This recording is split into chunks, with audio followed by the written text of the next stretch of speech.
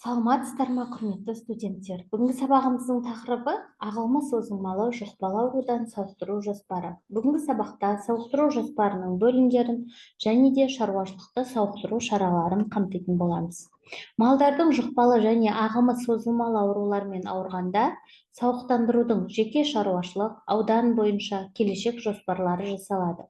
Сауықтыру жұмыстары ветеринарлық органдардың тікелей бақылауында болады.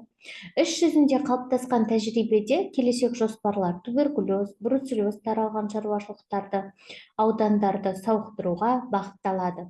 Сондай-ақ осы тектес жоспарлар қой мен ешкі цинурозынан, манезиозынан, эхинококкоздан, асыл тұқымды малды лейкоздан және де тағы да басқа аурулардан сауықтыру үшін де жасалады.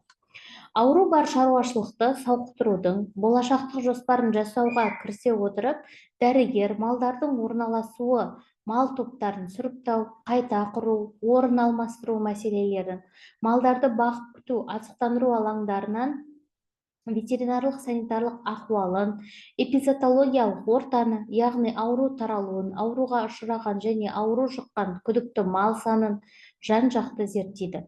Сонымен қатар, ол жоспар құруға биологиялық препараттар мен профилактикалық әдістерді, құрал-жабдықтарды анықтайды. Өндірістік экономикалық жағдайды бағалайды.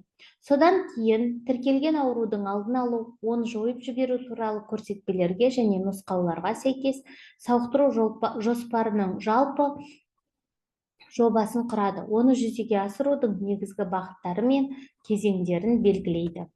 Жоспар кешенді шаралар жүйесінен тұрады және де оны келесі 4 бөлімге жіктеуге болады. Біріншісі өндірістік және ұйымдастыру шаралары, екіншісі ветеринарлық санитарлық шаралар, үшіншісі ветеринарлық гигиеналық және технологиялық шаралар, төртіншісі ветеринариялық арнайы шаралар.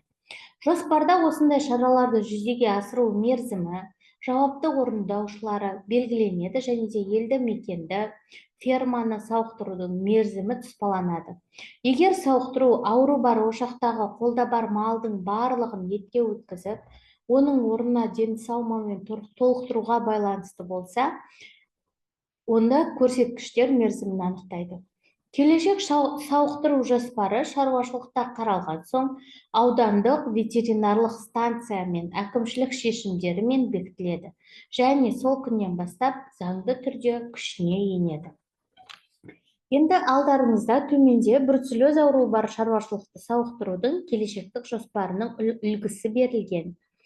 Бұл үлгі бойынша бірінші бағанағы бруцеллездің сауықтыру шараларының жалпы қай жылға? 2025 жылға арналған жоспары.